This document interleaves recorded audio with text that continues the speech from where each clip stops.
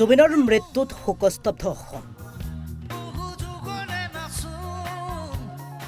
শোকস্তব্ধ উত্তৰ পূব। শোকত ম্ৰিয়মান প্ৰতিগৰাকী ব্যক্তি। কি নগৰ, কি চহৰ, কি গাঁৱৰ, কি প্ৰতিটো চুবুৰী। আজি সকলো নীৰৱ নিতা। ম্ৰিয়মান আজি সকলো। পাছে শোকস্তব্ধ হৈ পৰাৰ সমান্তৰাল ক্ষোভত ফাটিছে একাংশ।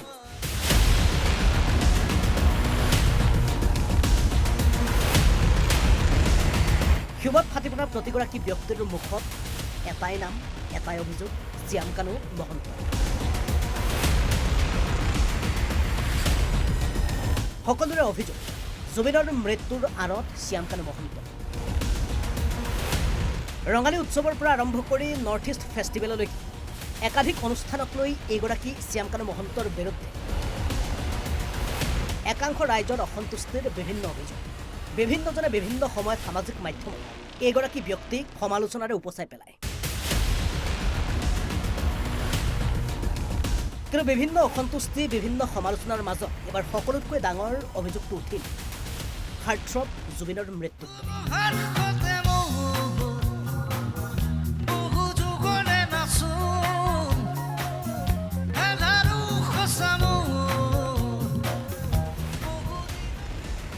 সকলোৰে প্ৰশ্ন, জুবিন অসুস্থ বুলি জানিও কিয় শ্যামকানু মহন্ত জুবিনক লৈ গৈছিল নৰ্থ ইষ্ট ফেষ্টিভেলত? কিয় জুবিনক এৰি দিছিল সাগৰৰ মাজত স্কোৱাড ৰাইডিং কৰিবৰ বাবে?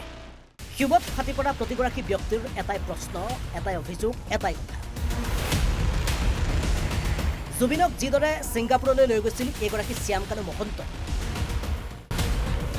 ঠিক তেনেদৰে জুবিনক জীৱিত অৱস্থাত উভতাই আনিব লাগে এইগৰাকী ব্যক্তিয়ে পুনৰ অসমত। আপুনি য'ত আছে, আপুনি শ্যামকানু মহন্ত ডাঙৰীয়া, আপুনি য'ত আছে তাতে থাকক, সুস্থ থাকিব। আপুনি আমাৰ সন্মুখত অনুগ্ৰহ কৰি নাহিব, কাৰণ আমি কষ্ট কৰি খোৱা মানুহ হয় ন। আমাৰ গাত তেজবিলাক গৰম, মানে কিবা এটা কৰি দিম, পিছত জেল খাটি আহিব পাৰোঁ। জুবিনৰ কাৰণে আগতেও কৈছিলোঁ, মৰিব পাৰোঁ, মাৰিব পাৰিম। য'ত আমাৰ সম্পদ এজন নাইকিয়া হৈ গৈছে, আমি কেতিয়াও তেওঁলোকক শান্তিৰে থাকিবলৈ দিয়া নিদিওঁ। চৰকাৰে অতি সোনকালে ব্যৱস্থা গ্ৰহণ কৰক আৰু জুবিন গাৰ্গক যেনেকৈ ছিংগাপুৰলৈ নিছিলে সেইদৰে অসমত আনি দিবৰ বাবে আমি দাবী জনাইছোঁ।